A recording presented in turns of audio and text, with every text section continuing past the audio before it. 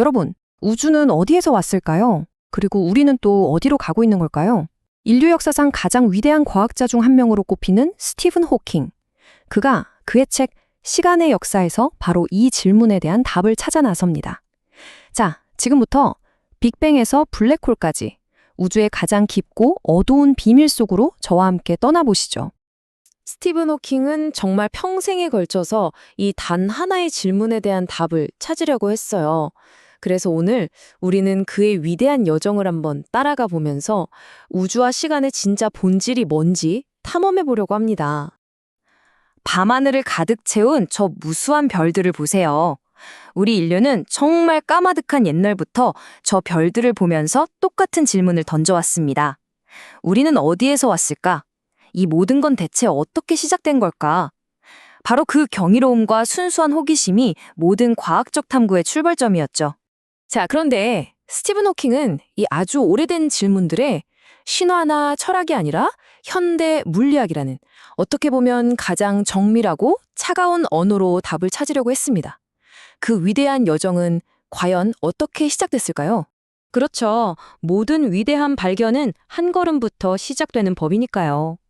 우주의 기원이라는 이 어마어마한 질문에 답하려면 당연히 먼저 우주가 어떤 규칙으로 움직이는지 그 법칙부터 알아내야 했습니다.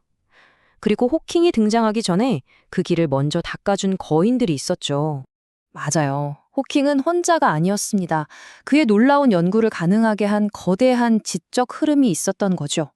과학의 아이디어들이 어떻게 앞선 거인의 어깨를 딛고 더 높은 곳으로 나아갔는지 한번 따라가 볼까요? 먼저 갈릴레이가 망원경으로 하늘을 향해서 과학의 문을 활짝 열었습니다. 그 뒤를 이어서 뉴턴이 만유인령이라는 정말 단 하나의 우아한 법칙으로 행성의 움직임부터 사과가 떨어지는 것까지 이 우주의 모든 움직임을 명쾌하게 설명해냈죠. 그리고 마침내 아인슈타인이 나타나서 시간과 공간이라는 게 사실 절대적인 게 아니라는 그야말로 혁명적인 아이디어로 우리의 우주관을 완전히 뒤집어 놓았습니다. 이 모든 것이 바로 스티븐 호킹이 등장할 무대였던 겁니다. 그리고 이 거인들이 닦아놓은 무대 위에 단순히 과학자를 넘어서 한 시대의 아이콘이 된 인물이 등장합니다. 네, 바로 스티븐 호킹입니다.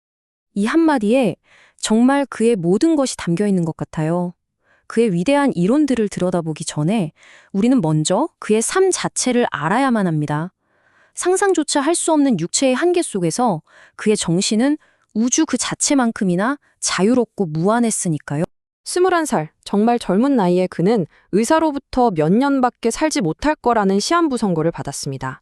하지만 그의 시간은 의사들의 예상과는 전혀 다르게 흘러갔습니다. 그 후로 무려 50년이 넘는 세월 동안 그는 전설적인 과학자 뉴턴이 앉았던 바로 그 자리에서 우주를 연구했고요.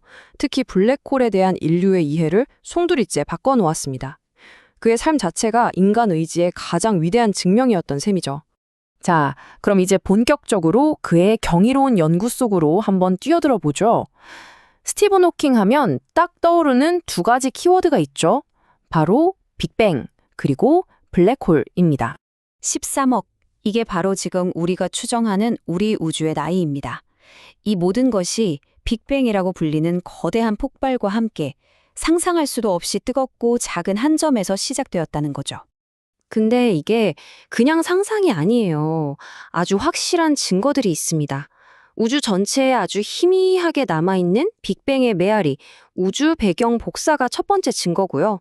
또 지금 이 순간에도 모든 은하가 서로에게서 점점 더 멀어지고 있다는 사실은 시간을 거꾸로 돌리면 모든 것이 결국 한 점에서 만났다는 걸 의미하거든요.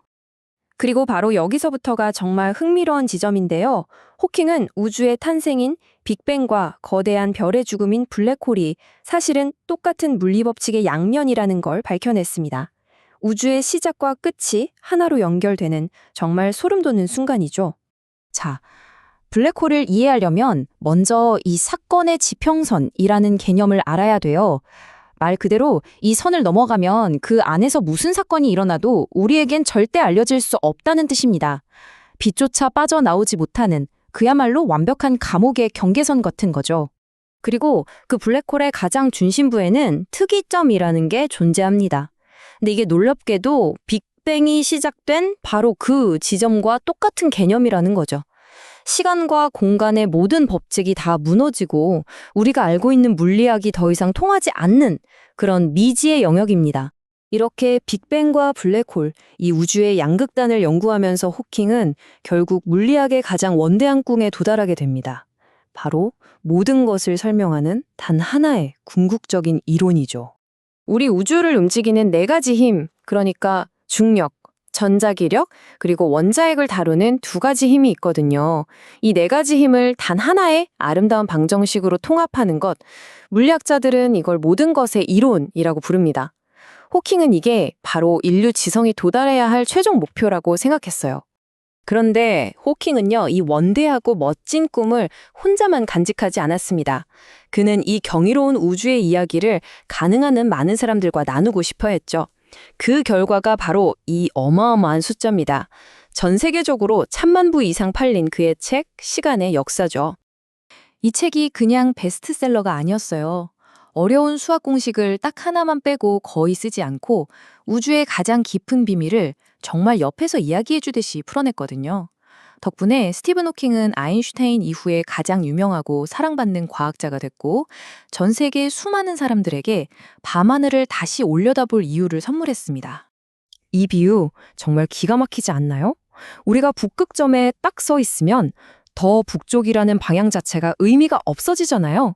그것처럼 빅뱅이라는 시간의 시작점에서는 그 이전이라는 개념 자체가 성립하지 않는다는 거예요. 이렇게 그는 가장 어려운 개념을 가장 명쾌하고 멋진 언어로 설명해냈습니다. 그리고 이게 어쩌면 그의 이론이 도달한 가장 심오하고 또 어떤 사람들에게는 조금은 불편할 수도 있는 결론일 겁니다. 만약에 우주가 시작도 끝도 없이 그냥 그 자체로 완결된 시스템이라면 굳이 이 모든 걸 만든 창조주를 가정할 필요가 없다는 거죠. 우주는 그저 존재할 뿐이라는 겁니다. 결국 모든 과학적 탐구의 끝에서 우리는 이 궁극적인 질문과 마주하게 되는 것 같습니다. 호킹 자신도 이 질문 앞에서는 과학 역시 답을 할 수 없다고 말했죠. 우주는 왜 굳이 존재하는 걸까요? 그의 위대한 여정을 함께 따라온 오늘, 여러분도 이 마지막 질문의 답을 마음속으로 한번 찾아보시는 건 어떨까요?